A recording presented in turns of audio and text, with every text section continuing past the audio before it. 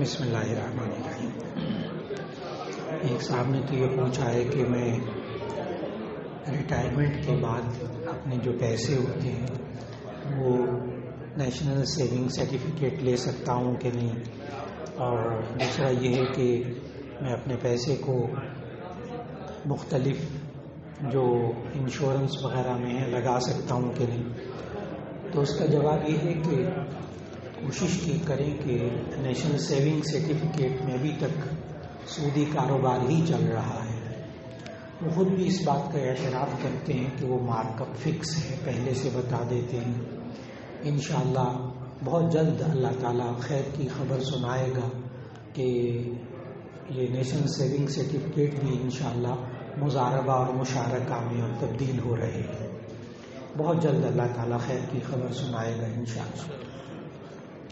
لیکن اس وقت تک جب تک کہ نیشنل سیونگ سرٹیفکیٹ یہ ابھی تک سودی کاروبار میں شمار ہو رہے ہیں، اس وقت تک بہترین اس کا طریقہ یہ ہے کہ جو اسلامی بینک مضاربہ مشارکہ سے کام کر رہے ہیں ان کے ساتھ سرٹیفکیٹ لے لیا جائے۔ اس میں ماہانہ منافع اسکیم بھی ہے، آپ کو ماہانہ بھی مل سکتا ہے، لیکن اس میں وہ طے کر لیتے ہیں کہ جی ہم آپ کو مثال کے طور پر اتنا مہینے کا دے دیں گے، لیکن سال کے بعد ہم اس میں حساب کریں گے، جو نفع تقسیم ہوگی وہ ہم بڑھنا کمی وہ کمی بیشی پوری کریں گے۔ اور یا ہر مہینے اتار چڑھاؤ بھی رکھتے ہیں بعض بینک، تو وہ جائز ہے، وہ مضاربہ اور مشارکہ ہوتا ہے وہ جائز ہے۔ اسی طرح انشورنس میں پیسہ کسی انشورنس کمپنی میں جمع کرانے کے بجائے آپ پاکتر تکافل کمپنی ہے، وہ بالکل درست ہے، 100% سنت کے مطابق قرآن کے مطابق ہے، آپ اس میں پیسہ جمع کرا سکتے ہیں کہ وہاں بھی وہ لوگ مضاربہ مشارکہ پر عمل کرتے ہیں، تو وہ انشورنس پر عمل نہیں کرتے۔ باقی کچھ انشورنس کمپنیاں لاہور میں ایسی ہیں جو کہتی ہیں ہم بھی تکافل کی طرح چلتے ہیں، نام انہوں نے انشورنس رکھا ہوا ہے، وہاں بھی پیسہ جمع کرانا جائز نہیں ہے۔ اس کا طریقہ آسان سا یہ ہوتا ہے کہ جس کمپنی میں جائیں وہاں اسلامی جو بینکاری جہاں ہو رہی ہوتی ہے وہاں مفتی صاحب موجود ہوتے ہیں۔ اسلامی بینکنگ میں ایک مفتی کا باقاعدہ تقرر لازمی ہے، وہ کہاں کے پڑھے ہوئے ہیں، وہ خود سرٹیفکیٹڈ ہیں کہ نہیں ہیں، بس وہ دیکھ لیا جائے، ان سے بات چیت کر لی جائے، تو انشاءاللہ اللہ تعالیٰ حرام میں جانے سے بچا لے گا۔ ایک صاحب نے لکھا شادی کے موقع پر عورتوں کے لیے خوشی منانے کا کیا طریقہ ہے، جبکہ اسلام میں ڈھولک بجانے اور گانے گانے کی ممانعت ہے، تو پھر خوشی کو کس طرح سیلیبریٹ کیا جائے؟ تو غالباً خوشی صرف ڈھولک بجانے سے نہیں ہوتی اور صرف گانا گانے سے نہیں ہوتی۔ البتہ اسلام نے اجازت دی ہے کہ آپ اشعار پڑھ سکیں، بچیاں بھی اشعار پڑھ سکتی ہیں، وہ شعر جس میں بےہودگی نہ ہو، وہ شعر جس میں برے خیالات نہ ہوں، وہ اشعار پڑھنے جائز ہیں، بچیاں پڑھ لیں جائز ہیں۔ ڈھولک کا متبادل دف موجود ہے، ڈھولک کا متبادل دف ہے۔ دف کیا ہوتا ہے؟ ڈھولک کے دونوں طرف چمڑا ہوتا ہے، اور جو دف ہوتا ہے وہ پیالہ نما ہوتا ہے اور اس کی ایک طرف چمڑا لگا ہوا ہوتا ہے۔ اس میں فرق کیا ہے کہ بڑی باریکی میں جانا پڑتا ہے کہ اس میں ہیجان پن پیدا نہیں ہوتا، دف کے اندر ہیجانی کیفیت پیدا نہیں ہوتی، باقی سازوں کے اندر ہوتی ہے۔ تو دف بجانا بچیوں کا اس طرح کہ وہ اشعار پڑھیں اور دف بجائیں، مردوں کو بیچ میں مخلوط محفل نہ ہو، سب مرد اور عورت مل کر نہ بیٹھی ہوں۔ بعض کہتے ہیں کہ جی وہ محرم ہوتے ہیں، یہ سب کے لیے محرم نہیں ہو پاتے، سب کے لیے نہیں ہوتے وہ محرم، تو اس لیے صرف بچیاں ہوں، خواتین ہوں، دف بجا لیں، اشعار پڑھ لیں، جائز ہے، جائز۔ تو اس لیے یہ سوچنا کہ اسلام میں خوشی منانے کا کوئی طریقہ نہیں ہے، یہ بالکل غلط ہے، یہ بالکل غلط ہے۔ کھانا کھلا کر، اشعار پڑھ کر، جمع ہو کر ایک دوسرے سے مل کر خوشی مناتے، صرف ڈھولک اور گانا اس سے بچنے کی کوشش ہو جائے۔ ایک صاحب نے کہا کہ ڈرامے میں جو نکاح کروایا جاتا ہے باقاعدہ طور پر قاری صاحب یہ ایجاب و قبول کرواتے ہیں اور اداکار اور اداکارہ قبول کرتے ہیں، اس بارے میں وضاحت کر دیں۔ تو انہوں نے پہلے لفظ ڈرامہ بولا ہے، تو ڈرامے میں اصل میں 3 چیزیں ایسی ہیں جس کے بارے میں نبی صلی اللہ علیہ وسلم نے فرمایا ہے۔ 3 چیزیں ایسی ہیں کہ اگر آپ مذاق میں بھی کریں گے نا تو وہ ہو جائے گی، اور اگر سنجیدہ رہ کر بھی کریں گے تو وہ ہو جائے گی۔ 3 چیزیں ایسی ہیں جو مذاق میں بھی ہو جاتی، سنجیدگی میں بھی ہو جاتی۔ حدیث پوری سناتا ہوں، نبی صلی اللہ علیہ وسلم نے فرمایا ثلاث جدہن جد وہزلہن جد۔ 3 چیزیں ایسی ہیں جن کی سنجیدگی بھی سنجیدگی اور ان کا مذاق بھی سنجیدگی۔ آپ مذاق میں کوئی لڑکی آپ سے کہہ دے میں آپ سے شادی کرنا چاہتی ہوں اور 2 گواہ موجود ہوں، نوجوان کہہ دے میں نے قبول کیا، تو نکاح ہو گیا۔ خطبہ تو سنت ہے، مسجد سنت ہے، وہ نکاح ہو جائے گا اس کا۔ بعد میں لا کہتے رہے میں نے مذاق کیا تھا، یہ مذاق میں بھی ہو جاتا ہے۔ النکاح والطلاق والعتاق، 3 چیزیں، سنجیدگی بھی سنجیدگی، ان کا مذاق بھی سنجیدگی۔ ایک نکاح، ایک طلاق اور ایک غلام آزاد کرنا۔ مذاق میں طلاق دین ہو گئی۔ اب سوال یہ ہے کہ ڈراموں کے اندر اگر نکاح کیا جائے وہ نکاح ہوتا ہے کہ نہیں ہوتا، اور اسی طرح ڈراموں کے اندر طلاق دینا۔ آج سے چند سال پہلے یہ ہو چکا کہ وہ میاں بیوی ہی تھے، اصل میں وہ اداکار اداکارہ میاں بیوی ہی تھے۔ جامعہ شفیعہ میں بھی وہ آیا تھا فتویٰ، اور انہوں نے ڈرامے کے اندر ایک دوسرے کو طلاق دے دی۔ اب یہ سوال آیا مفتیان کے پاس، تو بعض نے تو کہا کہ جی مذاق میں بھی طلاق دیں تو ہو جاتی، یہ طلاق ہو گئی۔ لیکن ہمارے جامعہ شفیعہ کے جو مفتی حضرات اور دوسرے اداروں کے جو قابل مفتی حضرات ہیں، انہوں نے کہا مذاق اور چیز ہے، سنجیدگی اور چیز ہے۔ ڈرامے میں پہلے سے سکرپٹ لکھا جاتا ہے، سکرپٹ مسودہ ہوتا ہے، سکرپٹ لکھا جاتا ہے، وہ سکرپٹ کے الفاظ بولے جاتے ہیں، نقل کیے جاتے ہیں، نہ وہاں مذاق ہے نہ وہاں سنجیدگی ہے، وہ نقل کیے جاتے ہیں الفاظ۔ اور فارسی میں آپ محاورہ سنیں گے، نقل کفر نہ باشد، کفر کو نقل کرنا کفر نہیں ہوتا۔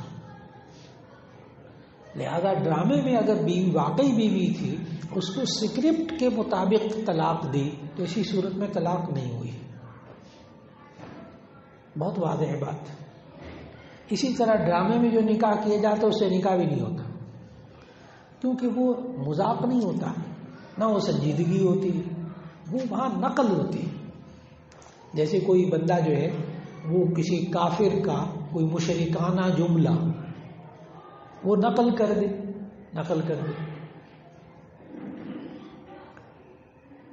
تو اسی صورت میں وہ کافر نہیں ہوگا۔ جیسے اللہ تعالیٰ نے قرآن مجید میں کافروں کی کئی باتیں نقل کی۔ وقال الذین کفروا اذا كنا ترابا وآباؤنا أئنا لمخرجون، اور کافروں نے یہ کہا کیا ہم جب اور ہمارے آباء و اجداد جب مر جائیں گے، مٹی اور ہڈیوں کا ڈھیر ہو جائیں گے، کیا ہمیں دوبارہ زندہ کیا جائے گا؟ تو کیا ہم وہ آیت پڑھنے سے کافر ہو جائیں گے؟ نہیں، ہم نے تو کیا کیا ہے؟ نقل، ہم نے ان کی بات کو نقل کیا ہے، ہم نے کہا نہیں ہے، یہ ہماری سوچ نہیں، ہمارا ایمان نہیں ہے۔ اب بات مکمل ہوگی۔ تو یہ ڈراموں میں نہ نکاح ہوتا ہے نہ طلاق ہوتی ہے، کیونکہ یہ نقل ہوتی ہے، سکرپٹ ہوتا ہے، مسودہ ہوتا ہے، اس کے مطابق بولتے ہیں۔ ایک صاحب کہہ رہے ہیں کیا سائنس میں اللہ کو ڈھونڈا جا سکتا ہے؟ نہیں، یہ دراصل سائنس ہی کو نہیں سمجھتے بیچارے، سائنس کو نہیں، اللہ کو ڈھونڈا نہیں، اللہ نظر آ جاتا ہے، اس میں ڈھونڈنا بھی نہیں پڑتا، ڈھونڈنا تلاش بھی نہیں کرنا پڑتا۔ اس لیے کہ سائنس کس کو کہتے ہیں؟ سائنس کی جب آپ تعریف پڑھیں نا تو سائنس کی کوئی 1-2 لائنوں میں تعریف نہیں ہے، اس کی ڈیفینیشن۔ کوئی بھی کتاب اٹھا لیں سائنس کی، سائنس کے اندر چند ایک شرائط ہیں، چند ایک پوائنٹس ہیں، چند ایک نکات ہیں، اگر وہ پورے ہوں تو کہا جاتا ہے یہ سائنس ہے، مثال کے طور پر سائنس تجربات اور مشاہدات کا نام ہے، خیالی باتوں کا نام نہیں ہے، اس کو فلسفہ کہتے ہیں۔ کوئی سائنسدان یہ نہیں کہہ سکتا میرا خیال یہ ہے، میں نے یہ سوچا ہے، سوال پہ بیکار کام ہے خامہ۔ نہیں، آپ نے تجربہ اور مشاہدہ کیا کیا ہے؟ سائنس میں کبھی خیالی باتیں نہیں ہوتی۔ ایک بات، سائنس کا کوئی اصول ناقابل تبدیل نہیں ہوتا۔ سائنس کا کوئی اصول، یہ سائنس کی ڈیفینیشن میں بات شامل ہے، سائنس کا کوئی اصول ناقابل تبدیل یعنی اٹل نہیں ہوتا۔ کوئی سائنسدان آپ کو یہ نہیں کہے گا میں نے جو قانون بنا دیا اس کو کوئی نہیں توڑ سکتا۔ جس دن وہ یہ کہہ دے گا نا، اس دن وہ سائنس نہیں رہے گی، وہ یونیورسل ٹروتھ، کائناتی سچائی بن جائے گی، وہ کائناتی سچائی ہو جائے گی۔ سائنس قابل تبدیل، سائنس تجربات اور مشاہدات کا نام۔ یہ بھی میں نے 2 پوائنٹ ذکر کیے، اسی لیے اسلام اور سائنس میں یہی فرق ہے۔ اسلام میں تجربات اور مشاہدات کا نام نہیں ہے، اسلام تو اللہ کی طرف سے احکامات کا نام ہے۔ اسی وجہ سے آپ کو سائنس کی کتاب، کسی کتاب میں اسکائی، آسمان کا لفظ نہیں ملے گا۔ آسمان کا، اسکائی کا لفظ یہ انگلش لٹریچر کا لفظ، سائنس کا لفظ نہیں ہے۔ سائنس کے نزدیک ہے آسمان ہے ہی کوئی چیز نہیں، دیکھا ہی نہیں۔ ان کے یہ نہیں کہ انکار کرتے ہیں کہ آسمان کوئی چیز نہیں ہے اور قرآن جھوٹ کہتا ہے، قرآن غلط کہتا ہے، کوئی نہیں، کوئی سائنسدان نہیں کہتا، نعوذ باللہ۔ وہ کہتے ہیں ابھی ہمارے تجربے اور مشاہدے میں نہیں ہے۔ سائنس جنات کو نہیں مانتی، فرشتوں کو نہیں مانتی، جنت جہنم کو نہیں مانتی، کیوں؟ اس کے دائرے میں نہیں ہے۔ یہ نہیں کہ وہ انکار کرتی ہے، کوئی سائنسدان، سائنس کی کتاب آپ مجھے ایسی نہیں دکھا سکتے جس میں لکھا ہو جہنم بھی غلط ہے، جنت بھی غلط ہے، جنات بھی غلط ہیں، فرشتے بھی غلط ہیں، کوئی نہیں لکھا، کہیں نہیں لکھا، اللہ کے بندو۔ اس لیے سائنس اسلام کے خلاف نہیں ہے۔ اور تجربات اور مشاہدات کرتے کرتے بہت سے سائنسدانوں نے اسلام قبول کیا ہے۔ ایک لمبی لائن ہے، ایک لمبی لائن ہے۔ ہمارے استاد تھے، اللہ تعالیٰ غریق رحمت کرے، شیخ الحدیث حضرت مولانا محمد مالک کاندھلوی صاحب رحمۃ اللہ علیہ۔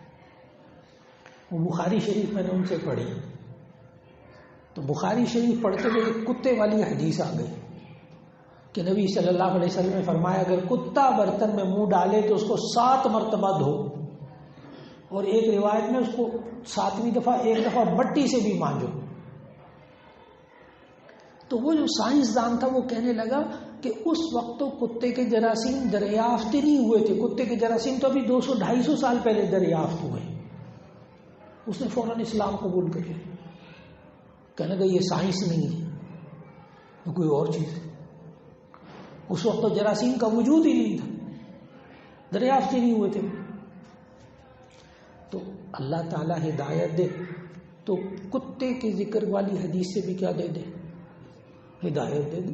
ہاں، اسی لیے بعض علماء نے کہا کہ اللہ تعالیٰ نے قرآن مجید میں کہا، دیکھو کہتے ہیں سائنس میں اللہ کو ڈھونڈا جا سکتا ہے، نہیں، سائنس کے ذریعے تو اللہ تک پہنچا جا سکتا ہے انشاءاللہ۔ اور اللہ نے سورۃ الغاشیہ جو ہے نا، سورۃ الغاشیہ، اس کی آخری لائنیں پڑھیں، اللہ نے کیا کہا، افلا ينظرون الى الابل كيف خلقت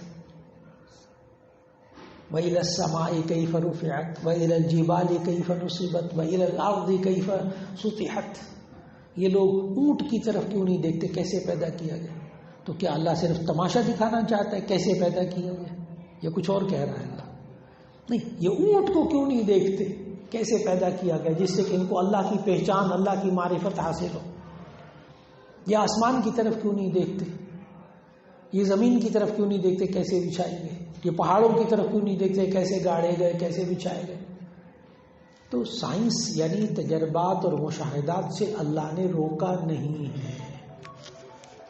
سائنس کے ذریعے انسان اللہ تک پہنچے گا، معرفت اس کو حاصل ہوگی جب چیزوں کی حقیقت معلوم کرے گا۔ ایک صاحب نے کہا کہ اللہ تعالیٰ نے عورتوں کی سینے میں تو بچوں کی خوراک کا وسیلہ بنا ہے، لیکن مردوں کے سینے میں جو چھاتیوں پہ نشان ہوتے ہیں، اس کا کیا مقصد ہے؟ جی اللہ تعالیٰ نے مردوں میں بھی پیدا کیا، لیکن اس کے اندر دودھ پیدا کرنے والے غدود نہیں بنائے. سینے پہ پستان کے نشان تو بنائے اللہ نے، لیکن اس میں دودھ پیدا کرنے والے غدود نہیں بنائے. یہ اللہ کا نظام ہے، یہ اللہ کا نظام ہے. اب کیوں بنائے یہ معلوم نہیں ہمیں، اس کا مقصد کیا ہے معلوم نہیں. جی ایک صاحب نے کہا میرے والد صاحب نماز نہیں پڑھتے، بہت مشکل سے جمعہ پڑھتے ہیں، ایسی صورت میں اولاد کیا کرے؟ تو ایسی صورت میں والد صاحب کا احترام کرے اور پابندی سے نماز پڑھے اور گھر کے اندر سنتیں اور نفل پڑھے. گھر کے اندر سنتیں اور نفل پڑھے، اور نفل پڑھنے کے بعد دونوں ہاتھ اٹھا کر والد صاحب کے لیے رو رو کر دعائیں کریں، اے اللہ ان کو بھی نماز پڑھنے کی توفیق دے دے. چند دن بعد آپ دیکھیں گے اللہ توفیق دے دے گا. لیکن اس میں گستاخی نہیں کرنی، بے ادبی نہیں کرنی، لوگوں کے سامنے نہیں بولنا میرے ابا جی نماز ہی نہیں پڑھتے. یہ بالکل اسی طرح جیسے بعض لوگ بیچارے بہت ناواقف ہوتے ہیں، بڑا غلط کام کرتے ہیں کہ جوان بچے ہوتے دوستوں کے سامنے کہتے ہیں یہ دیکھو نا نوجوان نماز ہی نہیں پڑھتا، یہ میرا بیٹا نماز ہی نہیں پڑھتا. نہ، اس کی بے عزتی ہوتی ہے، اس کی انسلٹ ہوتی ہے، وہ باغی ہو جائے گا، پڑھے گا بھی نہیں، نماز بھی نہیں پڑھے گا. نہیں، لوگوں کے سامنے بالکل اسی طرح باپ کے بارے میں بھی کسی کو نہ کہیں نماز نہیں پڑھتا. اللہ سے تعلق جوڑے اور ان کو والدین کے ساتھ ایسے لوگوں کو جوڑے کہ جو نماز پڑھنے کی طرف ان کو لے آئیں. اور یہ خاص فن ہے تبلیغی جماعت والوں کے پاس. تبلیغ والے جب جاتے ہیں پتہ نہیں یہ چلہ لگانے جاتے ہیں، پتہ نہیں کتنے سینکڑوں لوگوں کو نمازی بنا کے آتے ہیں، اجنبی لوگوں کو ترغیب دیتے ہیں، فضائل سناتے ہیں، آہستہ آہستہ بندہ نماز پڑھنے لگ جاتا ہے. الحمدللہ.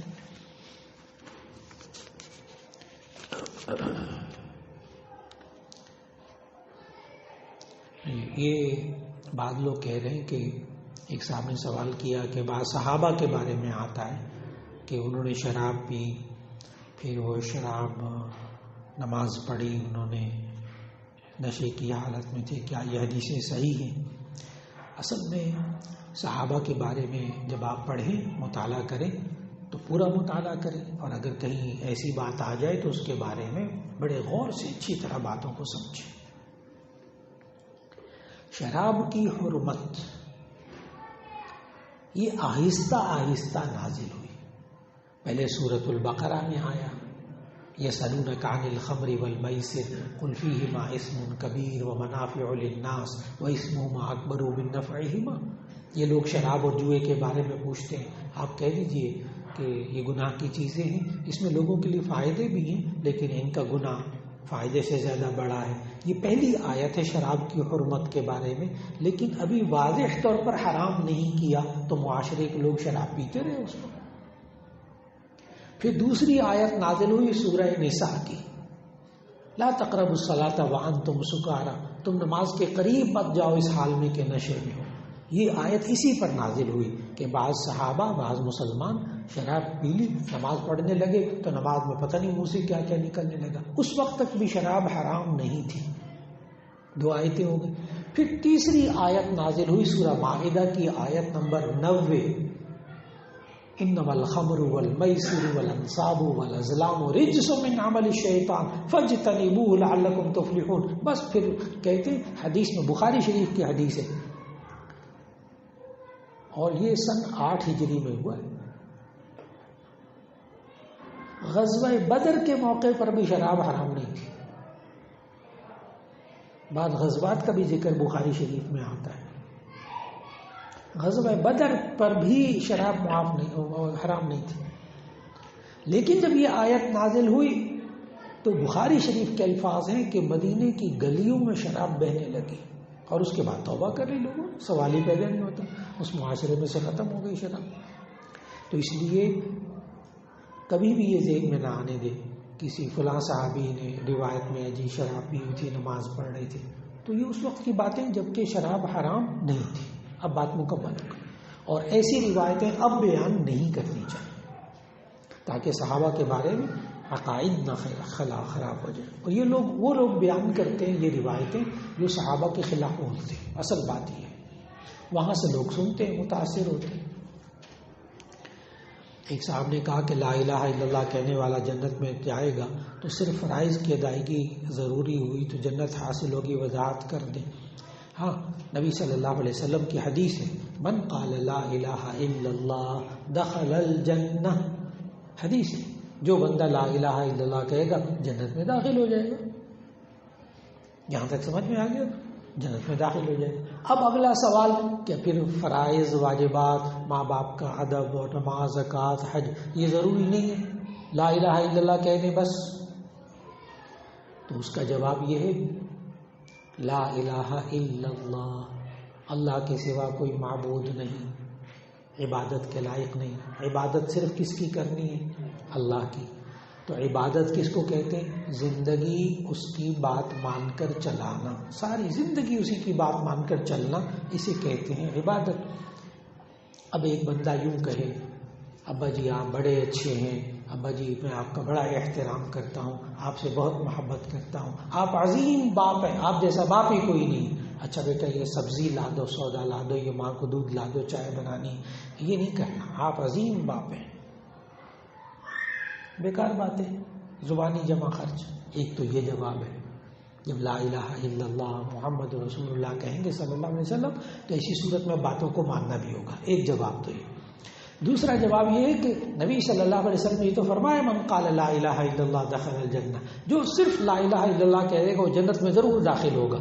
اب باقی آیتیں حدیثیں بھی پڑھ لو, نماز نہیں پڑھو گے تو یہ ہوگا, زکوٰۃ نہیں دو گے تو یہ ہوگا, حج نہیں کرو گے تو یہ ہوگا, یہ گناہ کرو گے تو یہ ہوگا. اب یہ والا بندہ جس نے لا الہ الا اللہ کہا ہوگا, یہ اگر اس سے گناہ سرزد ہو گئے یعنی نیک کام باقی نہیں کیے تو یہ اپنے اعمال کی سزا بھگت کر بالآخر جنت میں چلا جائے گا لا الہ الا اللہ کی. اب بات مکمل ہو. تو گناہوں کی وجہ سے سزا بھگتنی پڑے گی, اور لا الہ الا اللہ کہو اور جنت میں داخل ہو جاؤ, بالکل ٹھیک ہے. اینڈ یہی ہوگا, اختتام یہی ہوگا انشاءاللہ.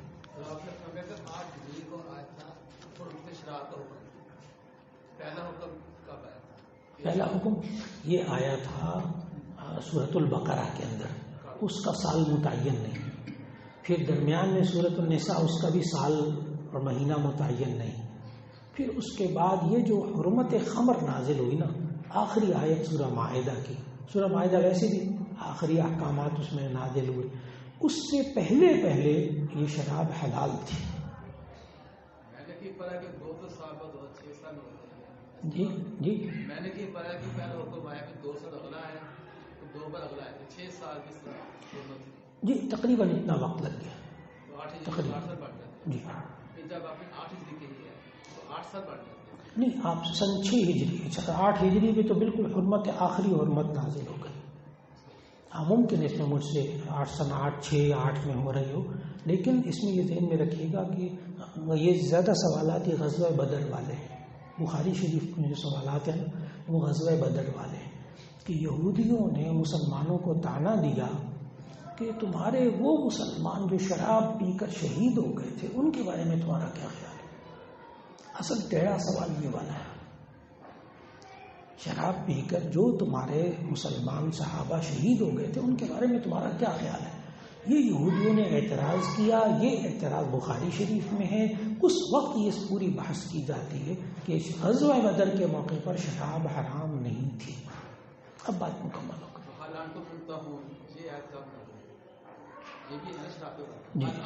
نہیں, یہ پوری آیت ہے, آیت نمبر 90 اور 91 جو آخر میں آیت نازل ہوئی. اب اس کو پوری آیت پڑھتا ہوں. انما الخمر والمیسر والانصاب والازلام رجس من عمل الشیطان فاجتنبوه لعلکم تفلحون. آگے اگلی آیت انما يريد الشیطان ان يوقع بینکم العداوة والبغضاء في الخمر والمیسر ويصدکم عن ذکر اللہ وعن الصلاة فهل انتم منتهون. تو 90 اور 91 یہ دونوں ایک ساتھ نازل ہوئے. اب بات مکمل ہو گئی. جی یہ کہہ رہے ہیں کہ لوگ اللہ کی رحمت کی طرف توجہ فرما کر گناہ کرتے ہیں کہ اللہ غفور الرحیم ہے، اس کی وضاحت کر دیں. نہیں، لوگوں کے بارے میں بدگمانی نہ کریں. لوگوں سے گناہ ہو جاتے ہیں پھر کہتے ہیں کہ اللہ غفور الرحیم میں بخش دے گا، ٹھیک.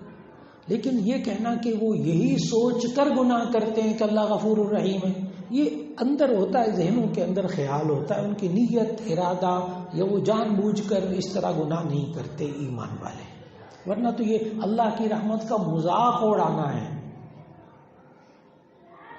اللہ کی رحمت کا مذاق اڑانا ہے. جیسے کسی بچے کے، نوجوان کے والد صاحب کا تعلق علاقے کے ڈی ایس پی کے ساتھ، اور وہ جناب ہر حرام کام، لوگوں کا مال چرانا، ڈاکے مارنا سب کر رہا، اور پتہ کیا کہہ رہا، اور جاؤ یار اپنا کام کرو. والد صاحب کا تعلق ڈی ایس پی کے ساتھ ہے، وہ چھڑوا لیں گے. تو یہ اپنے باپ کے تعلقات کا، ڈی ایس پی وغیرہ کا مذاق اڑا رہا ہے یا ان کا احترام کر رہا ہے؟ وہ سیدھی سی بات ہے. اس لیے یہ نہیں کہنا چاہیے کہ فلاں بندہ گناہ کر رہا ہے اور اللہ کو غفور الرحیم سمجھتا نہیں. کیونکہ جس قرآن کے اندر ان اللہ غفور الرحیم ہے نا، اس قرآن کے اندر ان اللہ عزیز ذو انتقام بھی ہے. اللہ زبردست ہے، انتقام لینے والا ہے. وہی آیت، وہ قرآن میں یہ بھی آیت ہے. تو اللہ انتقام بھی لیتا ہے، ہاں درگزر بھی کر دیتا. بندہ معافی مانگے اللہ معاف بھی کر دیتا. یہ سوال کیا کہ آیا خطبہ جمعہ دیکھ کر پڑھنا سنت ہے؟ نیک عصا مبارک دائیں ہاتھ میں رکھنا سنت ہے. جی میں تو دائیں ہاتھ میں پکڑ لیتا ہوں عصا، لیکن آپ بائیں ہاتھ میں بھی پکڑ سکتے ہیں، لیکن دائیں ہاتھ میں پکڑ لیں. اور عصا کیوں پکڑتے ہیں؟ یہ آپ جب خطیب بن جائیں، اور خطیب بننے کے بعد جب بزرگ ہو جائیں اور خطبہ دیتے ہوئے چکر آنے لگے نا، تو پھر اس وقت عصا یاد آ جائے گا، اس سنت کی اہمیت بھی معلوم ہو جائے گی. جوان لوگوں کو نہیں معلوم ہوگی کہ یہ عصا کی سنت کیا ہے. یہ بزرگوں سے پوچھیں جن کو تقریر کے دوران، جمعے کے دوران کھڑے ہو کر جو ہے نا خطبہ دے رہے ہوں، اور درمیان میں 4-5 مرتبہ چکر آئے نا ان کو، اور پھر ان کو عصا کی سنت کی اہمیت معلوم ہو جاتی ہے. ٹھیک. تو نبی صلی اللہ علیہ وسلم کی ہر سنت میں بڑی حکمتیں ہیں. ایک تو یہ عصا سنت ہے، اور دوسرا یہ انہوں نے پوچھا خطبہ جمعہ دیکھ کر پڑھنا سنت ہے. تو اس کا جواب یہ ہے کہ نہیں، دیکھ کر پڑھنا سنت نہیں. اس میں کچھ اور بات ہے بیچ میں. خطبہ پڑھنا سنت ہے، اور اگر وہ آیات قرآن مجید کی دیکھ کر پڑھی جائیں تو دوہرا اجر ہے، زبانی پڑھی جائیں تو ایک اجر ہے. یہ حدیث ہے. فضائل قرآن میں شیخ الحدیث مولانا زکریا صاحب رحمۃ اللہ علیہ نے بھی حدیث نقل کی کہ آپ دیکھ کر قرآن پڑھیں گے 2 ثواب ملیں گے، زبانی پڑھیں گے تو 1 اجر ملے گا. حالانکہ حفظ کی فضیلتیں الگ ہیں، حافظ بننا الگ فضیلت ہے، لیکن دیکھ کر قرآن مجید پڑھنا یہ سنت ہے، اس کے ثواب زیادہ ہے. اس لیے جب تک میں پہلے بھی شروع میں بھی دیکھ کر پڑھتا تھا، پھر جب نگاہ کمزور ہو گئی دیکھ کر نہیں پڑھ سکتا تھا، پھر اللہ نے جب نگاہ بہتر کر دیا آپریشن کے بعد، تو پھر دوبارہ دیکھ کر پڑھنا شروع کر دیا. ورنہ درمیان میں 3-3.5 سال میں نے زبانی ہی پڑھا. دیکھ کر پڑھنا بھی جائز، زبانی بھی جائز. ایک صاحب نے کہا کہ جمعے کی دوسری اذان کا جواب کیوں نہیں دیا جاتا؟ لوگ چپ ہوتے ہیں نا جمعے میں، کیونکہ یہاں اکثر لوگوں کا الحمدللہ بار بار ذکر ہو کے سمجھ آ گئی اب لوگوں کو. لیکن سوال یہ ہے کہ انہوں نے کیا کہ دوسری اذان جو خطبے سے پہلے دی جاتی ہے اس کا جواب کیوں نہیں دیا جاتا؟ اس کا جواب یہ ہے کہ نبی صلی اللہ علیہ وسلم نے فرمایا، حضرت عبداللہ بن عمر رضی اللہ تعالیٰ عنہ کی روایت ہے، اذا جلس الامام علی المنبر فلا صلاۃ ولا کلام. جب امام ممبر پر بیٹھ جائے جمعے کا خطبہ دینے کے لیے، فلا صلاۃ ولا کلام، نہ نماز پڑھنی ہے کوئی، نہ کلام کرنا ہے. یہ نہیں ہے کہ جب جمعے کا خطبہ ہو رہا ہو تو کلام نہیں کرنا، وہ تو الگ بات ہے.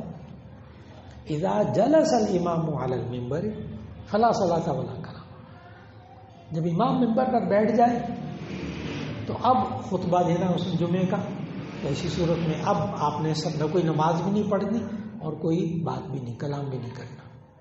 اس وجہ سے جب امام ممبر پر بیٹھ جائے اور جمعے کی اذان دی جائے خطبے سے پہلے، اس وقت اس اذان کا جواب بھی نہیں دینا. نبی صلی اللہ علیہ وسلم کا نام آئے تو دل میں صلی اللہ علیہ وسلم کہے. بات مکمل ہوگی.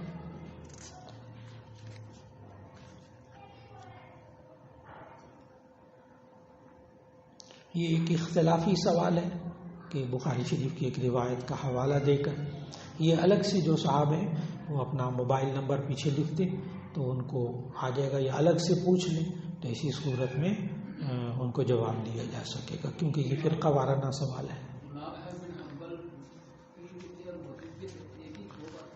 جی جی ہاں ہاں بالکل بالکل جی. مسند احمد ابن حنبل انہی کی حدیث کی کتاب ہے، اور جی حنبلی فقہ بھی انہی کا ہی ہے. اور شیخ عبد القادر جیلانی رحمۃ اللہ علیہ اتنے بڑے بزرگ یہ حنبلی مسلک کے تھے، یہ حنفی نہیں تھے، اور یہ محدث بھی تھے اور امام احمد ابن حنبل رحمۃ اللہ علیہ تو اور فقیہ بھی تھے.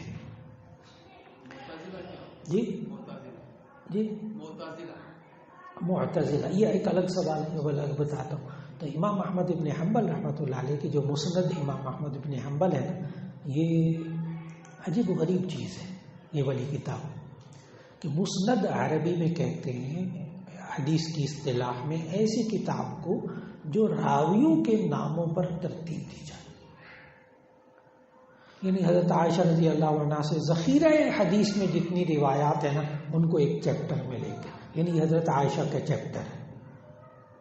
پھر اگلا حضرت ابو ہریرہ کا، ابو ہریرہ سے جتنی روایتیں ہیں وضو کی، نماز کی، فلاں کی، اس میں کتاب الصلاۃ کتاب الزکوٰۃ نہیں ہے مسند میں. مسند کا ایک سٹائل ہے، مسند کہتے ہی اس کتاب کو ہے جس میں راویوں کے ناموں پر حدیثوں کو جمع کر دیا جائے. کمال کر دیا. اس کا پہلا ترجمہ برِ صغیر میں نہیں تھا، پورے برِ صغیر میں اردو میں کئی جلدوں میں. اب اس کا جامعہ شفیہ کے طالب علم فارغ التحصیل طالب علم بالکل نوجوان ہے، اس نے اس کا 16 جلدوں میں ترجمہ کیا. آپ کے پاس ڈاکٹر صاحب مسند امام احمد بن حنبل کا پورا ترجمہ مولانا ظفر صاحب والا ماشاء اللہ. تو 16 جلدوں میں اس نے ترجمہ کیا اور اکیلے نے ترجمہ کیا برِ صغیر میں پہلی دفعہ، اور سارا کا ترجمہ بھی خود کیا، پروف ریڈنگ بھی خود کی، چھپوایا بھی خود. 16 جلد. تو جب گھر میں لے کر آیا اور میرے لیے 16 جلدیں، تو میں نے کہا اللہ کے بندے تو میرے سے اٹھائی بھی نہیں جائیں گی. پھر اسے رکھوا کر الگ سے دیکھی الحمدللہ. تو یہ برِ صغیر میں پہلی دفعہ ترجمہ. دوسرا آپ نے کہا معتزلہ. معتزلہ اس کے بارے میں اگر آپ پڑھنا چاہیں نا، تمام پرانے فرقے جتنے اب تک گزرے ہیں، معتزلہ، جہمیہ، مجسمہ، کرامیہ، قدریہ، تو ان کے بارے میں اگر آپ پڑھنا چاہیں تو بہترین کتاب، اصل میں یہ فن کہلاتا ہے علم کلام. یہ جو اس سوال کا جواب جو ہے وہ علم کلام میں دیتے ہیں. علم الکلام، علم العقائد، یہ جو شرع عقائد کتاب پڑھائی جاتی ہے درس نظامی میں، یہ علم الکلام کی ہے. کلام کہتے ہیں اس علم کو جس کے اندر بحث کی جاتی ہے، جس کے اندر بحث کی جاتی ہے اس کو کہتے ہیں علم الکلام. اور یہ زیادہ تر عقائد کے بارے میں ہوتی ہے. اس میں بہترین کتاب مولانا محمد ادریس کاندھلوی رحمہ اللہ، شیخ الحدیث و تفسیر جامع شفیہ، ان کی کتاب ہے عقائد الاسلام. عقائد الاسلام، اس میں انہوں نے ہمارا عقیدہ اللہ کے بارے میں کیا ہونا چاہیے، نبی صلی اللہ علیہ وسلم کے بارے میں، فرشتوں کے بارے میں، اللہ کی صفات کے بارے میں، پھر جنت کے بارے میں، جہنم کے بارے میں، قیامت کی علامات کے بارے میں، جنات کے بارے میں ہمارا عقیدہ کیا ہونا چاہیے، اور کون کون سا فرقہ تھا جن کا یہ عقیدہ نہیں تھا. مثال کے طور پر معتزلہ.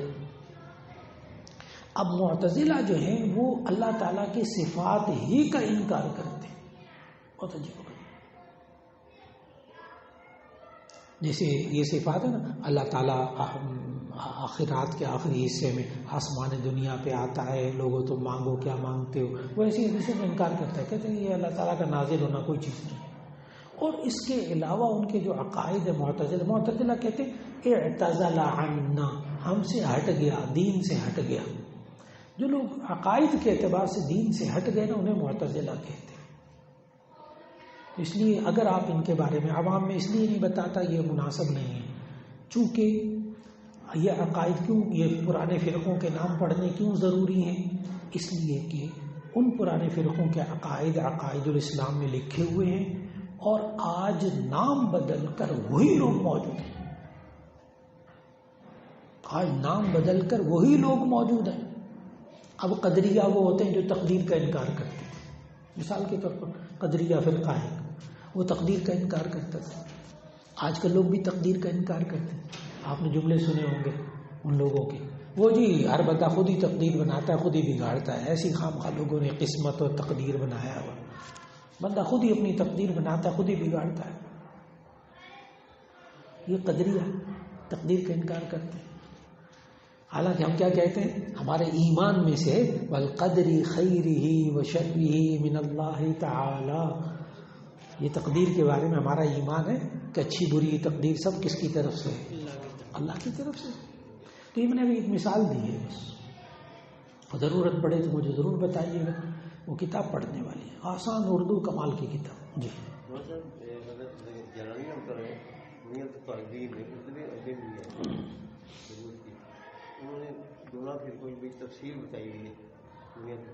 بالکل بہت شاندار کتاب ہے وہ۔ تو اس لیے یہ جو پھر قوارانہ بات تھی نا امیر معاویہ کے بارے میں، اور تمہیں فلاں ایک فتنہ قتل کرے گا، وہ پھر انشاءاللہ الگ سے پوچھ لیجیے۔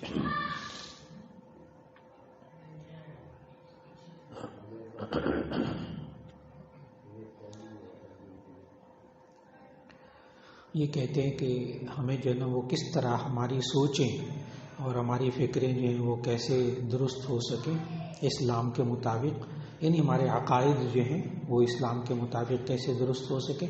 تو اس کا جواب یہ ہے کہ اگر آپ نے بچوں کے اور نو عمر بچوں کے لیول کا دیکھنا ہو تو اس کے لیے آسان کتاب ہے تعلیم الاسلام، مفتی کفایت اللہ صاحب کی، عام مل جاتی، سوال جواب کر کے انہوں نے دیے ہوئے ہیں۔ اور آپ حیران ہوں گے کہ میں جس مدرسے میں حفظ کیا نا میں نے آج سے 55 سال پہلے، تو جہاں مدرسے سے حفظ کیا تو وہاں مدرسے کے اندر حفظ کے ساتھ ساتھ ہمیں یہ والی کتاب زبانی یاد کرا دی، مفتی کفایت اللہ صاحب کی کتاب تعلیم الاسلام، چھوٹی سی کتاب، آسان اردو۔ تو بچوں کے نو عمر بچوں کے، نوجوان بچوں کے عقائد کو اگر درست کرنا ہو، خیالات کو درست کرنا ہو تو یہ والی کتاب۔ اور پھر اگر مزید آگے کوئی آپ ریسرچ بڑی گہرائی میں جانا چاہیں تو پھر یہ عقائد الاسلام، کمال کی کتاب ہے۔